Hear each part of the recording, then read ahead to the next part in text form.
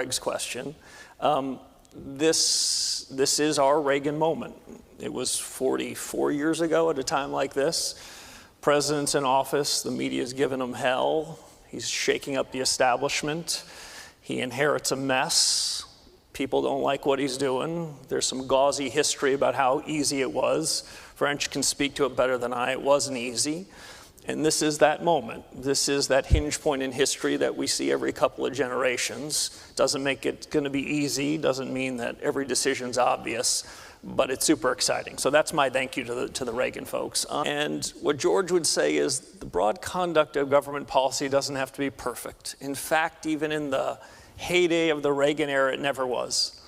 Government policy just can't be too destructive. And if we can achieve that, the US economy will be in great shape. The problem over the course of the last several years is government policy has been too destructive.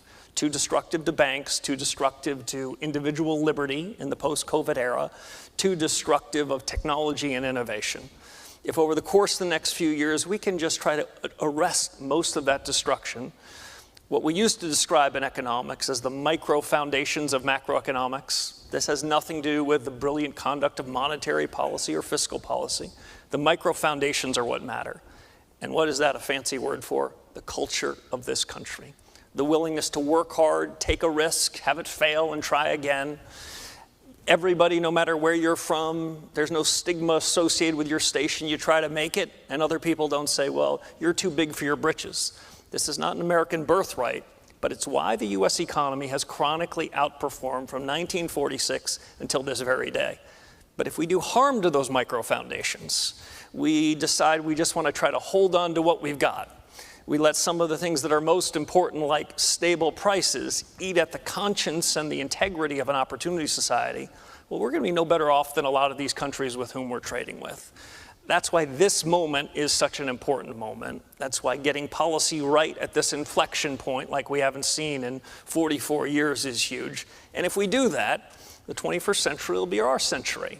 I'm not so worried about the other guys on the other side of the ocean. They're not doing a lot to motivate their technology sector. They are not freeing their people to create and innovate. A lot of them want to come to the US where they can do their best work.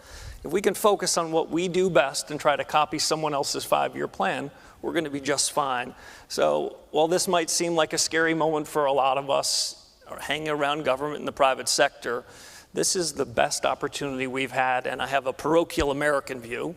If the US does well and can get through this inflection point as well as President Reagan did 44 years ago, our allies are going to love us like never before, and our adversaries will be scared of us. The essential thing is that we grow during this period, and if we do, that'll take care of a lot of the problems that are subjecting us and causing us to think that this is a period of malaise.